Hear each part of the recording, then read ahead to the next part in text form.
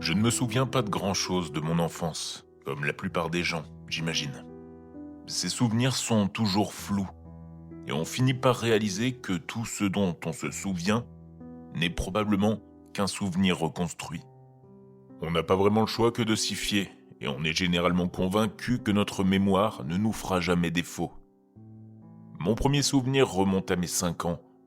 Je ne sais pas s'il est réel ou non, mais c'est à ce moment-là, je crois, que j'ai rencontré Michael. Je n'avais jamais eu d'amis. J'étais donc heureux de le rencontrer.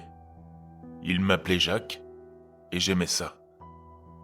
Autant je suis incertain quant au souvenir de notre première rencontre, autant je ne doute pas du lien puissant que nous avons immédiatement tissé. Je vais pas vous ennuyer avec les détails de ce que nous avons fait chaque jour ces dernières années, mais je vais souligner certaines choses que nous faisions ensemble, afin de convaincre même les plus sceptiques parmi les lecteurs de la réalité de notre amitié. Michael était un enfant un peu efféminé. Il n'avait pas beaucoup d'amis à l'école non plus. Il était harcelé par les autres, et le meilleur moment de sa journée, c'était quand il rentrait à la maison pour partager une tasse de thé avec moi, tout en me racontant ses malheurs pour alléger son fardeau. Le thé, contrairement à mes mots de consolation, était imaginaire. Une autre de ses activités favorites consistait à me couper les cheveux. Il me coiffait de toutes sortes de façons, et j'appréciais chacune d'elles. Heureusement pour lui, mes cheveux poussaient à une vitesse inexplicable, et il avait donc souvent l'occasion de me recoiffer. Il y avait cependant une chose qui pesait constamment sur notre relation. Ne vous méprenez pas, Michael et moi n'avions absolument aucune rancœur l'un envers l'autre. C'étaient ses parents. Je pense pas qu'ils m'appréciaient, et je saurais pas vous dire pourquoi, même si j'essayais. Ce n'est pas seulement de la désapprobation. Je commençais à penser qu'ils me détestaient. Plus notre amitié durait, plus la situation empirait. Cela me faisait mal d'y penser, alors je m'étendrai pas là-dessus.